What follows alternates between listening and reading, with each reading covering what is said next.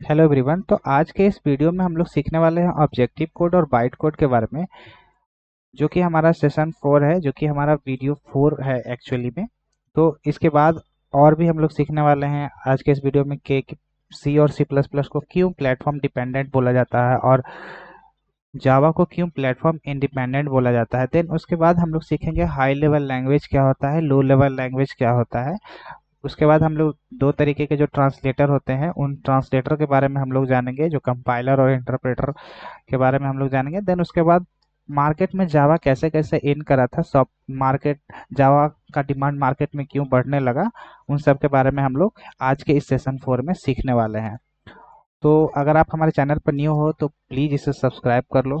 Okay, क्योंकि ये जो कोर जावा का फुल कोर्स चल रहा है, ये complete live notes with live coding के साथ चलेगी। ओके, तो आपको अगर इस कोर्स को फॉलो करना है तो आप लाइव नोट्स के साथ देख सकते हो और लाइव कोडिंग भी देखोगे। मैं सजेस्ट करूंगा कि आप लाइव नोट्स खुद भी लिखना। और जब ये फुल जावा फुल कोर्स की प्लेलिस्ट की सीरीज कंप्लीट हो जाएगी तो लास्ट में मैं आपको ये नोट्स जो मैंने क्रिएट कर रखा है लाइव के साथ जो क्रिएट हो रहा है, ये मैं आप तक एक लिंक के थ्रू पहुंचा दूंगा। आप उस प्लेलिस्ट के डिस्क्रिप्शन में जाके इन सारे नोट्स इन इन नोट्स को आप डाउनलोड कर सकते हो। ओके, तो अभी तक हमारा सेशन 3 चला था। सेशन 3 में लास्ट में हम लोगों ने एग्जीक्यूशन के बारे में देखा था, जो कि नोट्स भी मेरा एग्जीक्यूशन तक का ही बना होगा।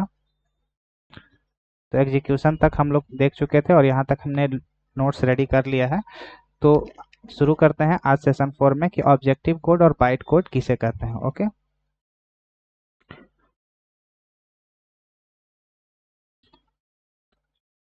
तो कल हम लोगों ने देखा था कि एग्जीक्यूशन और कंपाइलेशन क्या होता है। तो जैसे सोर्स कोड जब हम लोग सी और सी प्लस प्लस में लिखते हैं तो सोर्स कोड कंपाइलेशन के बाद ऑब्जेक्टिव कोड में जनरेट हो जाता है। देन उसके बाद एग्जीक्यूशन होने के बाद एग्जीक्यूट करता है। तो अब हमें इन दोनों के बारे वैसे ही जावा जो है सोर्स कोड लिखने के बाद कंपाइलेशन के बाद वो बाइट कोड में जनरेट होता है। तो क्यों सी और सी प्लस प्लस को प्लेटफॉर्म डिपेंडेंट बोलते हैं और जावा को प्लेटफॉर्म इंडिपेंडेंट बोलते हैं, ये हम लोग सीखेंगे। ओके, तो पहला टारगेट हमारा प्लेटफॉर्म डिपेंडेंट और इंडिपेंडेंट क्यों कहा जाता है वो हम लोग जानेंगे। तो जैसे कि यहाँ पे देखो आप कि जैसे एक मशीन है, ये हमारा मशीन है।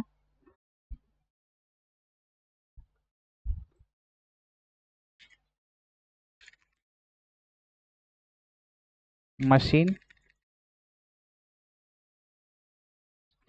ये हमारा मशीन है। ये मशीन जो है किसके कंट्रोल में रहते हैं? ऑपरेटिंग सिस्टम के कंट्रोल में रहता है। तो मैं यहाँ पे ऑपरेटिंग सिस्टम बना लेता हूँ।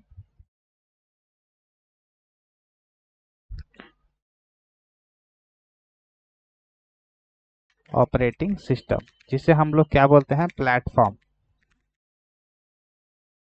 ये एक प्लेटफॉर्म हमें प्रोवाइड कर रहा है जिसे हम लोग क्या कहेंगे? Operating system.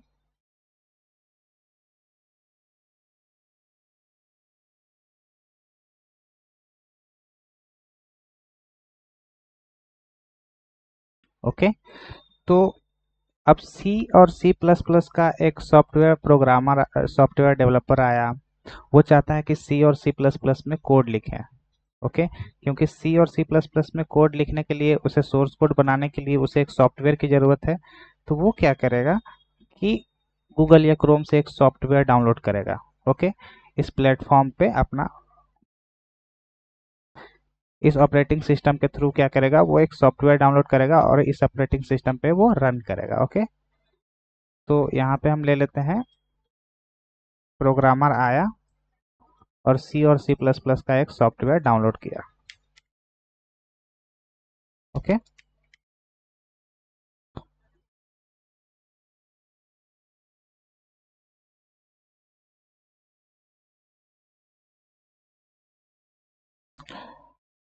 जैसे ही वो सी और सी प्लस प्लस का सॉफ्टवेयर डाउनलोड करता है तो वो क्या करेगा? सी और सी प्लस प्लस को ओपन करेगा और सोर्स कोड राइट करेगा, यानी कि अपना प्रोग्राम लिखेगा। तो यहाँ पे प्रोग्रामर आता है और क्या करता है? सी प्लस प्लस सॉफ्टवेयर को ओपन करता है।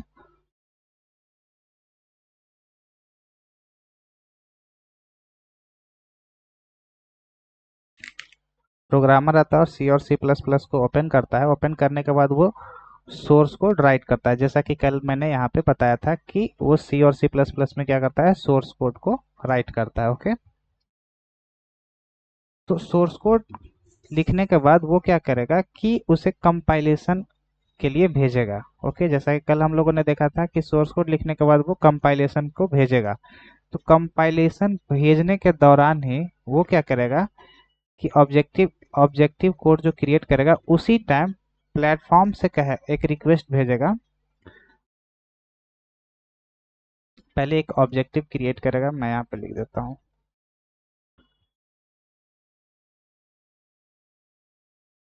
ऑब्जेक्टिव कोड क्रिएट करेगा। ओके, लेकिन ऑब्जेक्टिव कोड क्रिएट कब होता है, कंपाइलेशन के टाइम। तो कंपाइलेशन के टाइम ही कंपाइलर ऑपरेटिंग सिस्टम से एक रिक्वेस्ट भेजेगा और कहेगा कि आप मेरे जो ऑब्जेक्टिव कोड जनरेट हो रहा है उसमें आप पार्टिसिपेट करो और अपने प्लेटफॉर्म के हिसाब से, जैसे 32 बिट 64 बिट के हिसाब से आप उसे कोड में कन्वर्ट करके एग्जीक्यूट करो। तो ऑपरेटिंग सिस्टम पे ये क्या हो गया, डिपेंड हो गया, जिसके कारण प्लेटफॉर्म एक्सेप्ट करता है इस बात को। इस ऑब्जेक्टिव कोड को अपने हिसाब से क्या करता है, वो 32 या 64 बिट में वो ऑब्जेक्टिव कोड को एग्जीक्यूट करता है और उसके बाद मशीन को भेज देता है, किसके लिए, रन करने के लिए। ओके, तो ये सॉफ्टवेयर जैसे ही ऑब्जेक्टिव क्रिएट कंपाइलेशन के दौरान ऑब्जेक्टिव क्रिएट करता है तो ये क्या करता है, उसी टाइम ऑपरेटिंग सिस्टम को एक रिक्वेस्ट भेजता है। और ऑपरेटिंग सिस्टम से कहता है कि मैं ऑब्जेक्टिव कोड क्रिएट कर रहा हूँ। उसी टाइम ऑपरेटिंग और सिस्टम को पार्टिसिपेट करने के लिए कहता है और अब इस ऑपरेटिंग सिस्टम के अकॉर्डिंग यानी कि मशीन के अकॉर्डिंग वो क्या करेगा, इस ऑब्जेक्टिव कोड को एग्जीक्यूशन के लिए भेज देगा। देन उसके बाद क्या करेगा, मशीन को रन करेगा। तो इसमें क्या हुआ कि इसका अपना मशीन नहीं था, मतलब कि इसका अपना मशीन नहीं है, तो ये क्या कर रहा है, इस ऑपरेटिंग सिस्टम के मशीन को यूज कर रहा है। ओके, इस मशीन का यूज कर रहा है। ओके, तो जिसके कारण ये क्या हुआ कि सी और सी प्लस प्लस जो सॉफ्टवेयर है ये क्या हुआ, इसके जो ऑब्जेक्टिव कोर्स है ये प्लेटफॉर्म डिपेंडेंट हो गए। प्लेटफॉर्म डिपेंडेंट का मतलब ये हो गया कि जैसे कि एक विंडोज हो गया,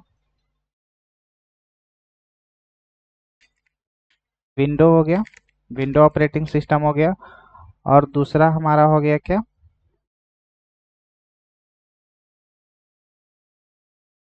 लिनक्स।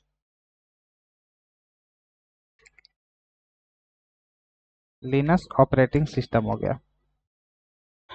तो क्या प्रोग्रामर जो सोर्स कोड से कोड जो जनरेट किया ऑब्जेक्टिव कोड उसे क्या करेगा कि पेन ड्राइव में कॉपी करेगा। तो जो सॉफ्टवेयर ऑब्जेक्टिव कोड यहाँ पे जो बन के विंडोज़ के लिए तैयार हो गया, तो वो क्या करेगा, इसे पेन ड्राइव से कॉपी करेगा और पेन ड्राइव से कॉपी करने के बाद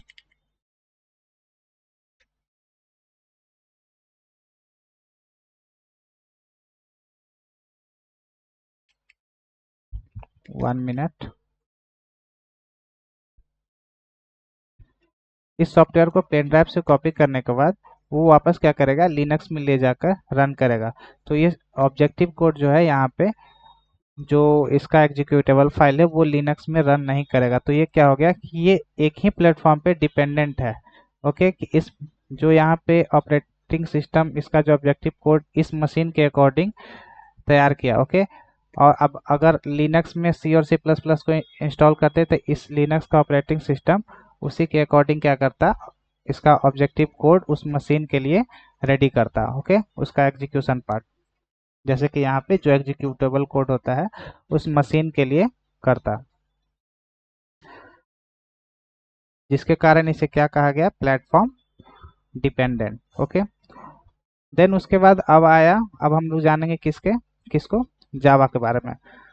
जावा प्रोग्रामर आया और जावा प्रोग्रामर आया तो वो क्या किया कि जावा सॉफ्टवेयर को डाउनलोड किया। जावा सॉफ्टवेयर डाउनलोड किया तो इसके अंदर भी कंपाइलेशन प्रोसेस है और इसका अपना एक जेवीएम मशीन है। ओके, इसका अपना कंपाइलेशन स्टेज है और इसका अपना एक जेवीएम मशीन है। तो यहाँ पे लिख देते हैं जावा कंपाइलर, जावा कंपाइलर, और प्रोग्राम आ रहा है जावा सॉफ्टवेयर को डाउनलोड किया। मैं यहाँ पे लिख देता हूँ जावा सॉफ्टवेयर को डाउनलोड किया, किस पे, ऑपरेटिंग सिस्टम के इस प्लेटफॉर्म पे। देन उसके बाद जेवीएम आया, जावा में इनबिल्ट जेवीएम रहता है तो इसके पास जेवीएम ऑलरेडी है। और कंपाइलेशन के बाद ये क्या करता है, जावा सॉरी जब प्रोग्रामर आता है, प्रोग्रामर जावा सॉफ्टवेयर में प्रोग्राम लिखता है। ओके,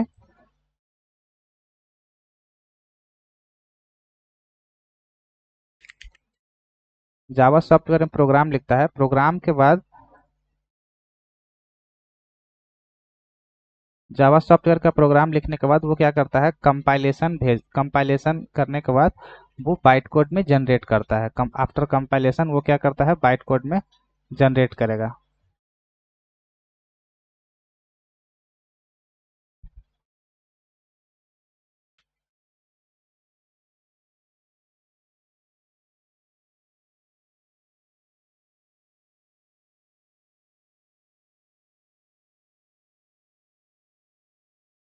तो कंपाइलेशन के बाद वो क्या करता है, बाइट कोड जनरेट करता है, बाइट कोड।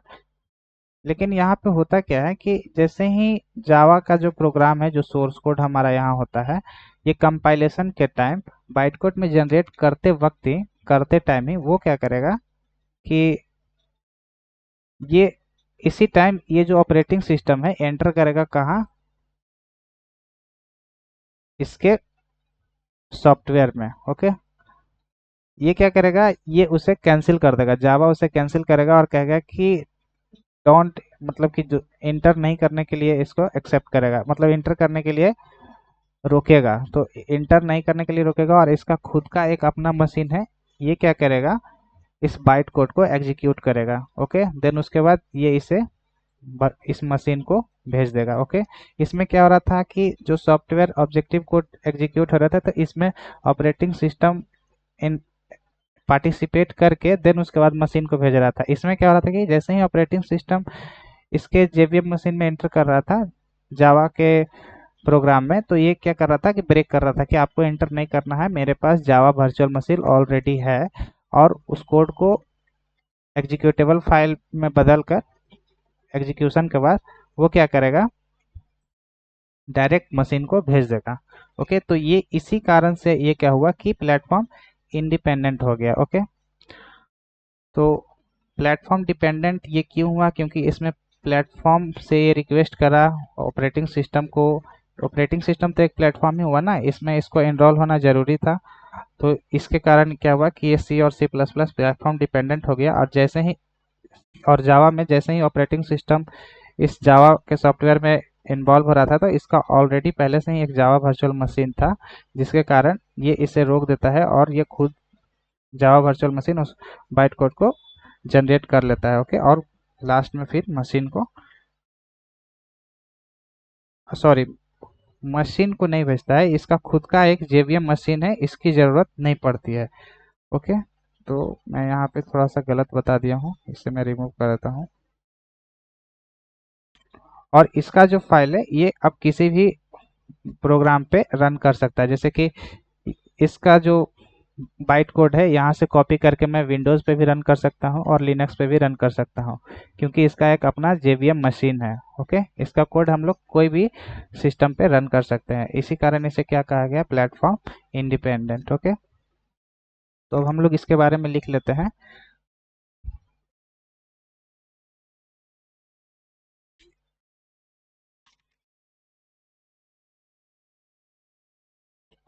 ऑब्जेक्टिव कोड किसे कहते हैं, the compiled code generated from C and C++ program is known as objective code. Okay, तो ऑब्जेक्टिव कोड किसे कहते हैं, जो सी और सी प्लस प्लस के द्वारा जनरेट किया जाता है उसे हम लोग क्या कहते हैं, objective code.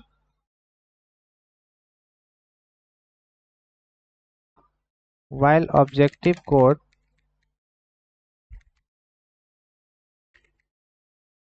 generation operating system is participated. Because of this reason, objective code is platform dependent. Because of this reason, objective code is platform, क्योंकि वो ऑपरेटिंग सिस्टम के प्लेटफॉर्म पे डिपेंडेंट हो गया है, different different platform dependent code. क्योंकि इसका जो कोड है, इसका जो ऑब्जेक्टिव कोड है, ये प्लेटफॉर्म डिपेंडेंट हो गया। ऑपरेटिंग सिस्टम अपने अकॉर्डिंग 32 बिट और 62 बिट अकॉर्डिंग टू जैसा उसका रहता है उसके हिसाब से ये कोड रेडी हो चुका है। इसके कारण ये ऑपरेटिंग सिस्टम का हेल्प लेता है, इसमें पार्टिसिपेट करता है, तो ये प्लेटफॉर्म डिपेंडेंट हो जाता है। ओके, इसके डिसएडवांटेजेस हम लोग देख लेते हैं। Disadvantages,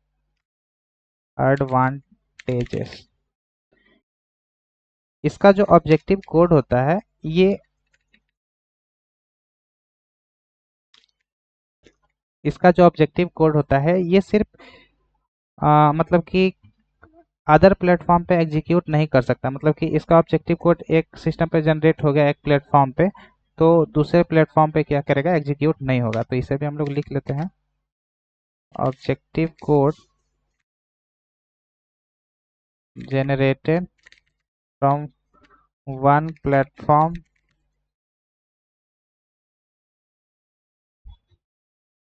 cannot be executed on other platform।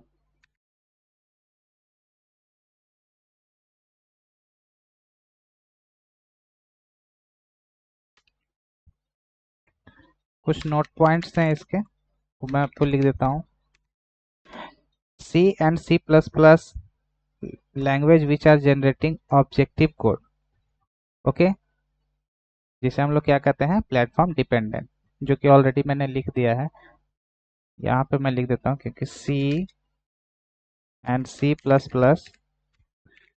language which are generating objective code are platform dependent language। Okay, तो और जावा क्या करता है कि अब हम लोग देखेंगे इसके बारे में। सी जो ऑब्जेक्टिव कोड जनरेट करता है उसके हम लोगों ने डिसएडवांटेज देख लिया कि ये प्लेटफॉर्म डिपेंडेंट होता है, ये इसका डिसएडवांटेज हो गया। अब हम लोग देखेंगे बाइट कोड के बारे में। ये बाइट कोड किससे जनरेट होता है, ये जावा लैंग्वेज के थ्रू जनरेट होता है। ओके, तो यहाँ पे हम लोग लिखेंगे इसके बारे में,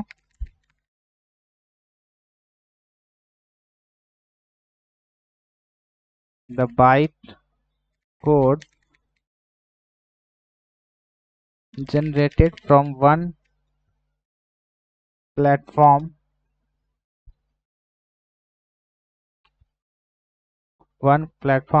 can be executed on platform based on JVM। JVM stand for Java virtual machine. Java का खुद का मशीन होता है जिसे हम लोग कहते हैं JVM। ओके, बाइट कोड किसके द्वारा जनरेट होता है, इसे भी हम लोग लिख लेते हैं, Java language which is generating bytecode is platform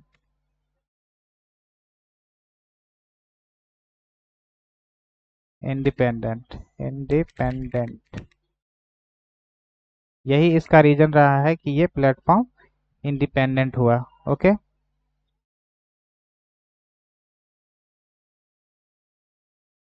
यहाँ पे मैं पिक्चर पेस्ट कर देता हूँ। तो ये हमारा पिक 3 है।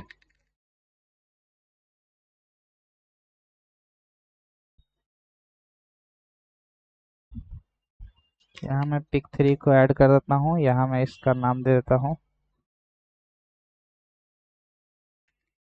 पिक 3।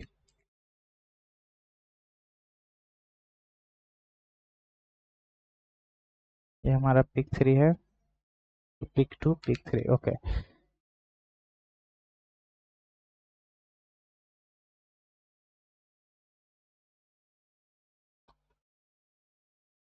अब हम लोग आगे बढ़ने से पहले थोड़ा बहुत हाई लेवल लैंग्वेज के बारे में जान लेते हैं और लो लेवल लैंग्वेज किसे कहते हैं। ओके, तो हाई लेवल लैंग्वेज किसे कहते हैं? डिफाइन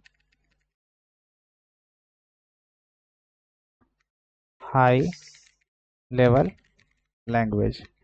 हाई लेवल लैंग्वेज किसे कहते हैं? तो जो भी हम लोग लैंग्वेज लिखते हैं जो कि हम लोग समझ सकते हैं, अंडरस्टैंड कर सकते हैं, जैसे कि हम लोग जावा भी लिखते हैं तो वो इंग्लिश लैंग्वेज में लिखते हैं, तो हम लोग जावा जो लैंग्वेज इंग्लिश यूज करते हैं, तो इंग्लिश में जो भी वर्ड लिखा हुआ है जैसे switch, loop, if, else, if, ये सारे वर्ड जो है हम लोग को समझ में आते हैं कि इफ का मतलब क्या निकल रहा है, स्विच का मतलब क्या निकल रहा है। तो जो भी हम लोग हाई लेवल लैंग्वेज जो ह्यूमन समझ सके उसे हम लोग कहते हैं हाई लेवल लैंग्वेज। जैसे सी प्लस प्लस में जो भी हम लोग प्रोग्राम लिखते हैं तो उसमें जो कीवर्ड्स होते हैं या लेटर्स होते हैं वो इंग्लिश लैंग्वेज में होता है जो कि हम लोग को समझ में आता है, तो उसे हम लोग क्या कहेंगे? High level. तो इसी वजह से हम लोग सी और सी प्लस प्लस या जावा को क्या कहते हैं? हाई लेवल लैंग्वेज कहते हैं। ओके, तो मैं यहाँ पे लिख देता हूँ the language format which are understandable by the users are known as high level language। Okay, जैसे कि सी हम लोग इंग्लिश लैंग्वेज में लिखते हैं, सी प्लस प्लस भी हम लोग इंग्लिश लैंग्वेज में लिखते हैं, जावा भी हम लोग इंग्लिश लैंग्वेज में लिखते हैं, तो ये हम लोग समझ सकते हैं, लेकिन मशीन नहीं समझ सकता। मशीन सिर्फ लो लेवल लैंग्वेज को ही समझती है। ओके, तो अब हम लोग जानेंगे क्या? लो लेवल लैंग्वेज। डिफाइन लो लेवल लैंग्वेज। मशीन सिर्फ जीरो और वन के भाषा को समझती है, तो हम लोग यहाँ पे क्या लिखेंगे? डिफाइन लो लेवल लैंग्वेज, जैसे वैसा लैंग्वेज जो सिर्फ मशीन ही समझ सके, ह्यूमन समझ नहीं सकता। जैसे मशीन जब भी कोई वर्ड समझती है तो वो जीरो और वन यही सब वर्ड समझती है। ओके, यही सब जीरो और वन ही समझता है, तो उसे हम लोग क्या कहते हैं? लो लेवल लैंग्वेज। जैसे कि हम लोग जो प्रोग्राम लिखते हैं वो हाई लेवल लैंग्वेज में लिखते हैं। हाई लेवल आफ्टर कंपाइलेशन के बाद एग्जीक्यूट करता है तो वो क्या करता है? लो लेवल लैंग्वेज में कन्वर्ट कर देता है उसे मशीन में, ताकि मशीन को समझ में आए। इसीलिए इसे हम लोग क्या कहते हैं? लो level language. Okay, the language format जो जीरो और वन के फॉर्मेट में रहे, मतलब कि हम लोग को समझ में नहीं आए, which are not understandable by the user are known as, user और human are known as low low level language. Okay, low level language में हमारा क्या आ गया? जैसे मशीन लैंग्वेज, मशीन तो जीरो वन को ही समझती है, तो एग्जांपल मैं यहाँ लिख देता हूँ machine machine machine languages. Okay, तो अब बात ये रहती है कि जो यूजर सी और सी प्लस प्लस में जो भी इंग्लिश लैंग्वेज यूज करके एक प्रोग्राम बनाता है, तो ये तो हाई लेवल लैंग्वेज है, और सिस्टम समझता है क्या? लो लेवल लैंग्वेज को। तो इस मशीन कोड को कन्वर्ट कौन करेगा? तो इन दोनों को इन दोनों के जो हाई लेवल लैंग्वेज है और लो लेवल लैंग्वेज में कन्वर्ट करने के लिए क्या आया? ट्रांसलेटर आया। तो अब हम लोग जानेंगे क्या? Translator. Define translator. Translator translator translator. Okay, तो ट्रांसलेटर दो तरीके का होता है। एक तो होता है कि जो हाई लेवल लैंग्वेज में प्रोग्रामर ने सी और सी प्लस प्लस और जावा में जो भी स्टेटमेंट लिखे हैं लाइन बाय लाइन, तो उससे क्या करेगा कि मशीन लैंग्वेज में कन्वर्ट करने के लिए दो इंटरप्रेटर का यूज होता है, दो ट्रांसलेटर का यूज होता है, जिसे हम लोग कहते हैं कंपाइलर और इंटरप्रेटर। तो हमारे दो तरीके के ट्रांसलेटर होते हैं। पहला जो हमारा होता है इंटरप्रेटर, इंटरप्रेटर, इंटरप्रेटर, प्रेटर, आई डोंट नो स्पेलिंग क्या होता है। Okay, interpreters. और दूसरा जो हमारा होता है क्या होता है, compiler. Okay, high level language को लो लेवल लैंग्वेज बताने के लिए इंटरप्रेटर भी ट्रांसलेट कर सकता है और कंपाइलर भी ट्रांसलेट कर सकता है, कंपाइलर भी ट्रांसलेट कर सकता है। तो अब इन दोनों में डिफरेंस क्या है, डिफरेंस मैं आपको यहाँ पे बताता हूँ। जैसे कि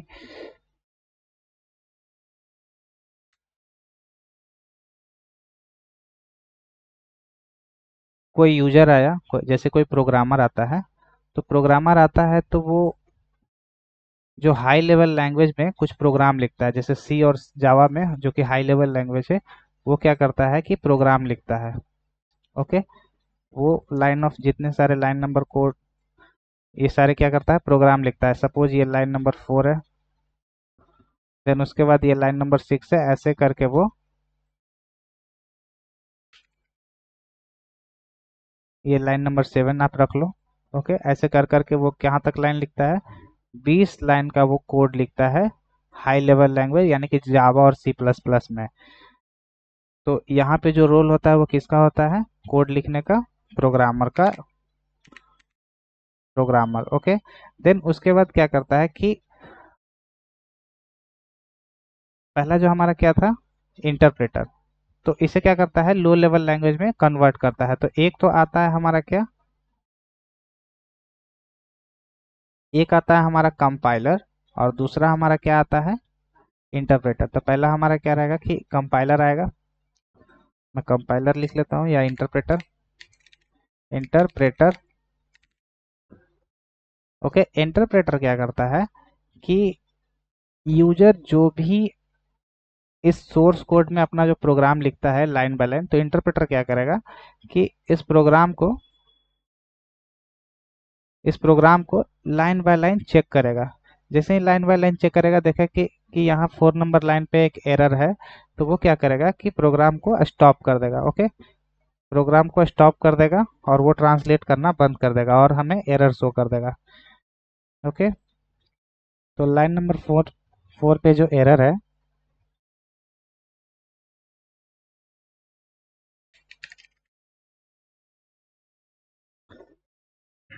लाइन नंबर 4 पे जो एरर है, तो ये क्या करेगा कि ट्रांसलेट करना बंद कर देगा। कौन, इंटरप्रेटर। तो यहाँ पे स्टॉप हो जाएगा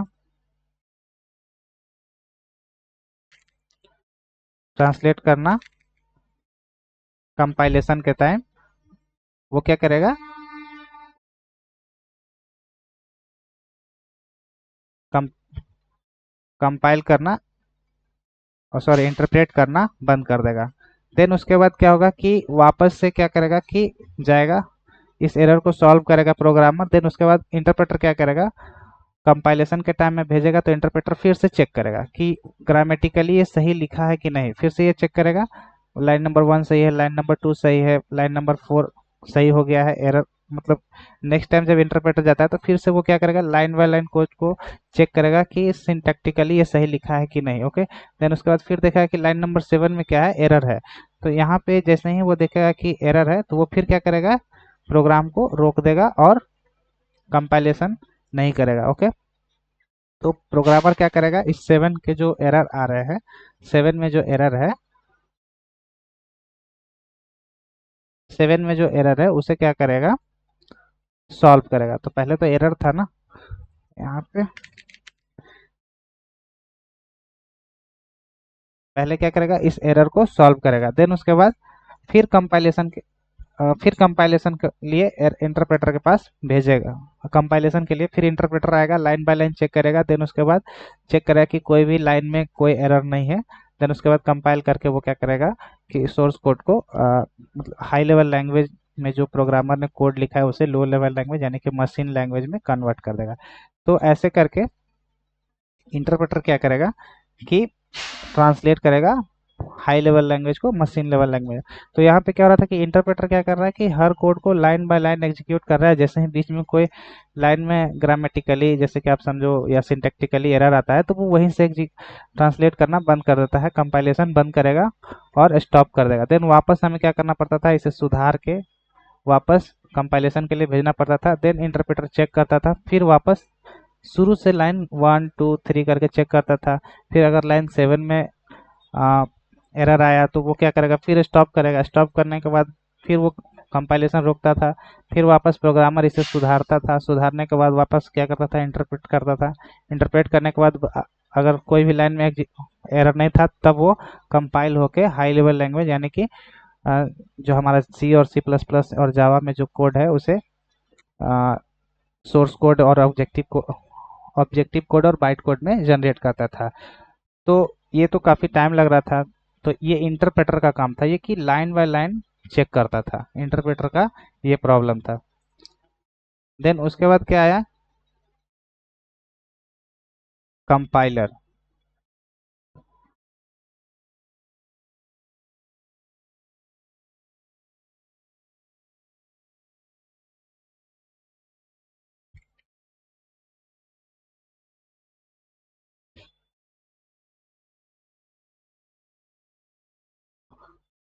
देन उसके बाद आया क्या, कंपाइलर। कंपाइलर क्या करता है कि प्रोग्रामर जो कोड राइट कर रहा था तो वो इन सारे कोड को एक ही बार में क्या करता था, आ, एक ही बार में एक ही टाइम में उन सारे कोड के जो भी सिंटैक्टिकल एरर थे, जैसे लाइन नंबर 4 में जो एरर है, 1 मिनट,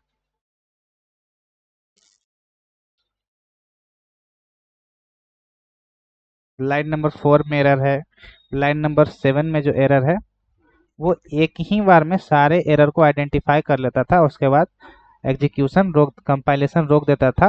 और देन उसके बाद प्रोग्रामर को वो एरर दिखा देता था कि यहाँ यहाँ एरर है, वो को मशीन कोड में नहीं कन्वर्ट करता था। तो फिर वापस क्या करता था, प्रोग्रामर इस दोनों एरर को एक ही बार सॉल्व करता था और उसके बाद कंपाइलर के पास कंपाइलर वापस आता था और इस सारे प्रोग्राम को एक ही बार में चेक कर लेता था। ओके। और मशीनिंग मशीन कोड में उसे जनरेट कर देता था। ओके। तो आई होप आप समझ गए होंगे कि इंटरप्रेटर क्या करता है कि वो सारे प्रोग्रामर के जो भी लाइन ऑफ कोड है उसे लाइन बाय लाइन चेक करता था और जहां एरर होता था तो वहीं पे कंपाइलेशन रोक देता था। और कंपाइलर क्या करता था कि एट ए टाइम एक ही बार में वो क्या करता था कि वो चेक कर लेता था। ओके। तो हम लोग इसके बारे में लिख लेते हैं।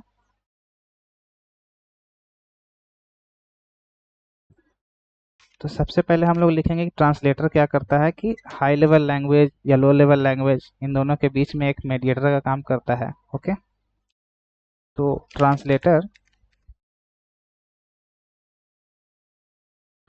Translator are used to convert high level language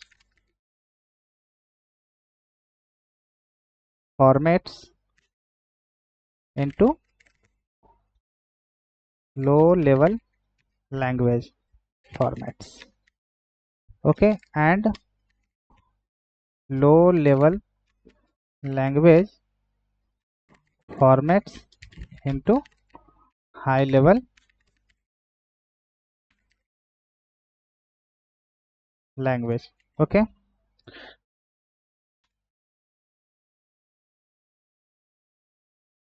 These translators are categorized into two types. दो तरीके के हमारे ट्रांसलेटर थे। पहला है हमारा इंटरप्रेटर। ये क्या करता था, interpreter which translates total program line by line। Okay. और कंपाइलर क्या करता था, which translates program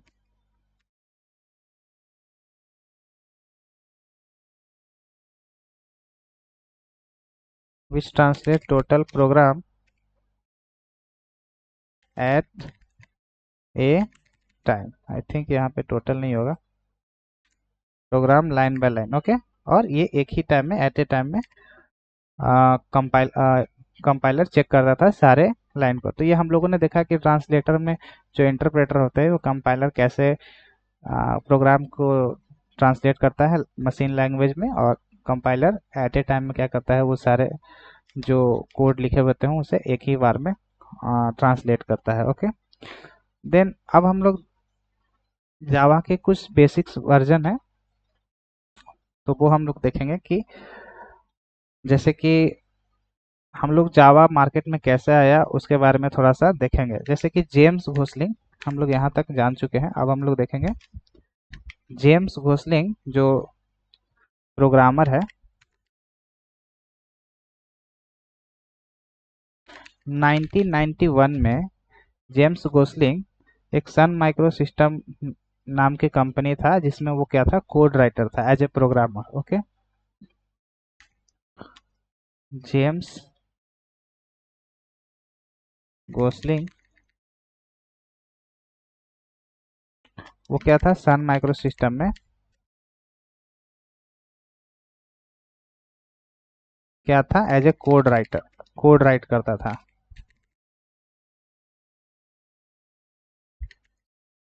ओके, वो एक प्रोग्रामर था।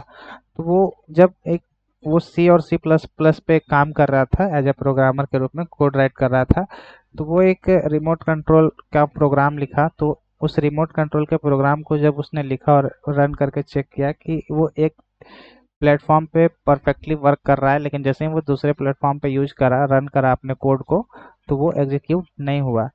तो उसने क्या करा कि सोचा कि मैं क्या करूँगा कि एक अपना मतलब कि ऐसा कोड लिखूंगा जो एक बार मैं कोड लिखूं और कहीं भी रन कर जाए। तो उसने फिर बाद में क्या लाया, वोरा का कॉन्सेप्ट लाया। ओके, वो वोरा लाया। वोरा का मतलब हो गया कि write once and run anywhere. Okay, वो क्या करा कि वो ऐसा कोड जनरेट किया कि मेरा जो कोड है वो सारे प्लेटफॉर्म पे रन कर सके। ओके, तो उसने ऐसा कोड राइट किया। देन उसके बाद एक प्रॉब्लम इसको ये दिखी कि कोड तो मैंने एक बार राइट किया है, लेकिन कहीं भी रन कर रहा हूँ, लेकिन मुझे एक प्लेटफॉर्म की ज़रूरत पड़ रही है। तो उसने सोचा कि मैं अब क्या करूँ कि कोड को इम्प्रूव करूँ, किस क्या ऐसा लैंग्वेज लिखूँ कि जिससे मुझे कोई प्लेटफॉर्म की ज़रूरत नहीं पड़े। तो उसने क्या किया कि इसका भी इम्प्लीमेंटेशन क्या खुद से एक क्या कर दिया, जेवीएम मशीन क्रिएट कर दिया। ओके, जिसका नाम रखा test dot GT. GT means क्या होता है, ग्रीन टॉक।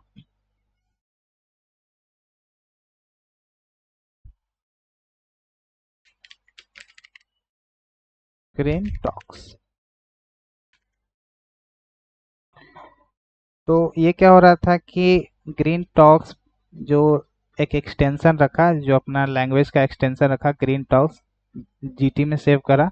तो जब मार्केट में लॉन्च करने गया तो इस नाम को एक्सेप्ट ही नहीं कर रहा था। तो क्या हुआ कि उसने लैंग्वेज को चेंज करा और उसका नाम रखा ओ एक। तो इसे भी एक्सेप्ट नहीं करा गया क्योंकि ये पहले से ही रन कर रहा था।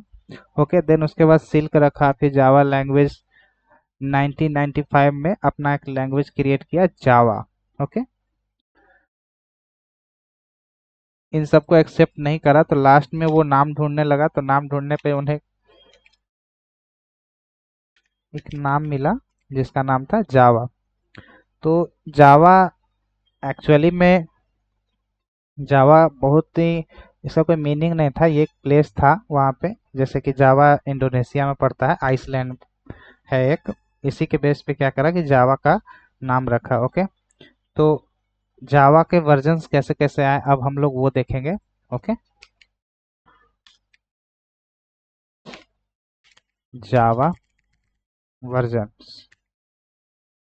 तो 1995 तक, जैसे कि 1991 में तो क्या हुआ कि जेम्स कोसलिंग ने सन माइक्रो सिस्टम कंपनी में काम कर रहे थे। तो एज ए प्रोग्रामर वो सी और सी प्लस प्लस में कोड लिख रहे थे, तो उसमें क्या हो रहा था कि उसका जो कोड एक प्लेटफॉर्म पे एक जगह काम कर रहा था, दूसरी जगह काम नहीं कर रहा था। तो उन्होंने क्या करा कि एक बड़ा का फीचर्स लाया जिसमें write once and run anywhere. Okay. Then उसके बाद उन्होंने देखा कि कई सारे प्लेटफॉर्म की ज़रूरत पड़ने लगी, तो फिर उसने क्या किया कि अपना खुद का मशीन बनाया। और उसके बाद उसने क्या किया कि जावा का नाम देने लगा। तो उसमें कई सारे नाम उसने रखे, ओक रखे, डॉट जीटी करके, फिर उसके बाद सिल्क रखा, डीएनए रखा। तो इन सबको एक्सेप्ट नहीं किया गया, पहले से ही ऑलरेडी रन हो रहा था, जिसके वजह से इनको नाम ढूंढना पड़ा। तो इन्हें जावा नाम मिला, जो कि आइसलैंड है, एक जावा आइसलैंड जो कि इंडोनेशिया में है। तो ऐसे करके 95 तक पहुंच गया। तो सबसे पहले नाम रखा जावा, 1995 में आया Java alpha and beta. Okay. Then 1996 में आया, 1996 में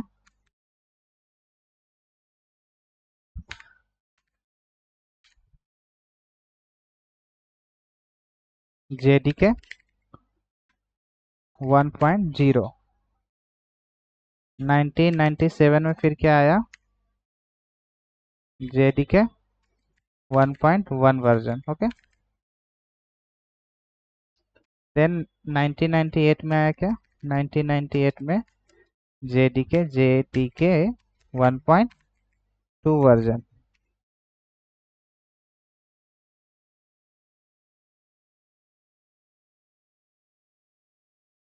देन उसके बाद 1999 में क्या आया,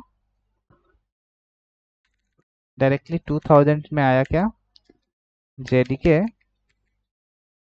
1.3। देन उसके बाद आया 2002 में जेडीके 1.4। ओके। सो यहाँ पे क्या हुआ कि हर एक ईयर क्या कर रहे थे कि वो वर्जन्स को अपडेट कर रहे थे। ओके। ऐसे करते करते वो 2002 तक पहुंच गए और जेडीके 4 तक चला। उसके बाद 2004 में फिर क्या आया, 2 साल बाद,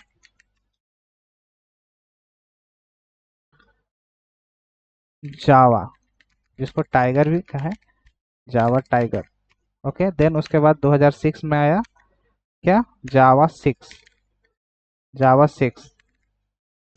यहाँ पे जावा 5 आया और यहाँ पे जावा 6। 2011 में फिर आया जावा 7। देन 2014 में क्या आया, 2014 जावा 8। और ज़्यादातर कंपनी क्या अभी जावा 8 फीचर्स ही यूज कर रही है, क्योंकि बहुत सारे प्रोजेक्ट जावा 8 से बने हुए हैं। ओके। 2014। देन उसके बाद 2017 में जावा 9 आया।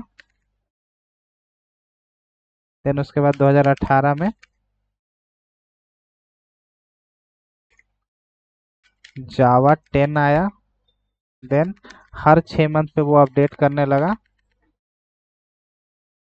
हर 6 मंथ पे अपडेट करके वो जावा 10 लाया।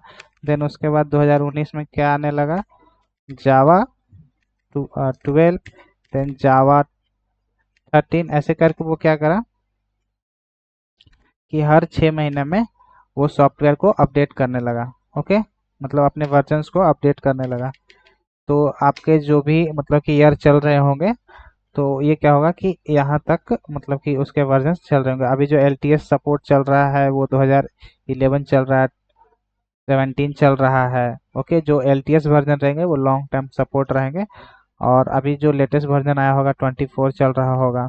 ओके। जावा लेटेस्ट वर्जन मैं अभी देख लेता हूँ। तो अभी जो आपका लेटेस्ट वर्जन चल रहा है वो 26 चल रहा है। तो ऐसे वो क्या कर रहा है, हर 6 मंथ पे एक नया वर्जन अपडेट कर रहा है। ओके। तो अभी जो हमारा जावा चल रहा है वो क्या चल रहा है, जावा 26। ओके। मैं देख लेता हूँ।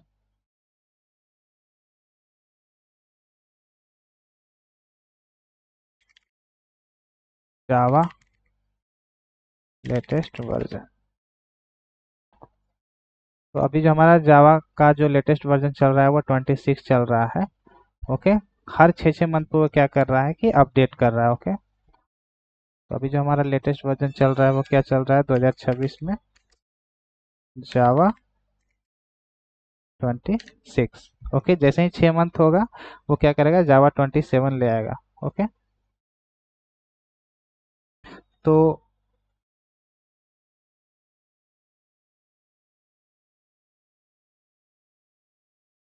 आज हम लोगों ने देखा कि ऑब्जेक्टिव कोड क्या होता है, बाइट कोड क्या होता है, क्यों प्लेटफॉर्म डिपेंडेंट है और क्यों प्लेटफॉर्म इंडिपेंडेंट है इस सेशन 4 में, और हम लोगों ने इसका बारे में डिफिनेशन देखा। बाइट कोड कैसे काम, बाइट कोड क्यों प्लेटफॉर्म इंडिपेंडेंट है, कोई सा भी प्लेटफॉर्म पे रन कर जाता है, और हाई लेवल लैंग्वेज और लो लेवल लैंग्वेज के बारे में हम लोगों ने देखा, और ट्रांसलेटर के बारे में भी हम लोगों ने देखा। मैं यहाँ पे लिख देता हूँ पिक 4। ओके, देन उसके बाद हम लोगों ने देखा कि मार्केट में जावा की एंट्री कैसे हुई, और जावा को कौन बनाया, जेम्स गोस्लिंग ने, जो कि सन माइक्रो सिस्टम में एक कोड राइटर थे एज ए प्रोग्रामर। ओके, तो नेक्स्ट सेशन में हम लोग सीखने वाले हैं कि जेडीके, जेआरए और जेवीएम क्या होता है, इनके बीच के डिफरेंस क्या है। देन धीरे धीरे हम लोग क्या करेंगे कि जावा को इंस्टॉल करेंगे, लेटेस्ट वर्जन को। ओके, देन उसके बाद हम लोग प्रोग्राम लिखेंगे। ओके, एक छोटा सा प्रोग्राम लिखेंगे, और हम लोग जानेंगे कि जावा के प्रोग्राम को कैसे एग्जीक्यूट किया जाता है। ओके, तो अगर आपको समझ में थोड़ा सा भी आ रहा है तो प्लीज़ आप वीडियो को लाइक कर दीजिएगा, और अगर आपको कोई प्रॉब्लम होती है तो मुझे कमेंट सेक्शन में आप ज़रूर बताना। और मेरा आपसे रिक्वेस्ट है कि अगर आप चैनल पर न्यू हो और आपको समझ में आ चुका होगा तो प्लीज़ इस चैनल को आप सब्सक्राइब कर लीजिएगा, और इन सारे का वीडियो मैं इस कोर जावा के फुल कोर्स में डाल रहा हूँ। तो ये जो हमारा सेशन चल रहा है ये डे बाई डे चल रहा है, जिसे मैं सेशन 1 2 3 4 करके ऐसे आगे लेके चला जाऊंगा। ओके,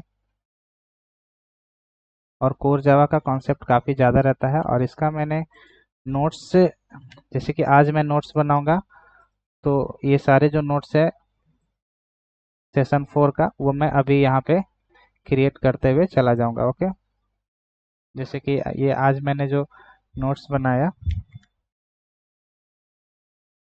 तो ये साथ ही साथ मैं बनाते हुए चला जाऊंगा। Okay, pick 3। तो अगर आपको वीडियो अच्छी लगी हो तो प्लीज़ आप इसे लाइक शेयर ज़रूर कीजिएगा। तो इस वीडियो में इतना ही। Thank you so much.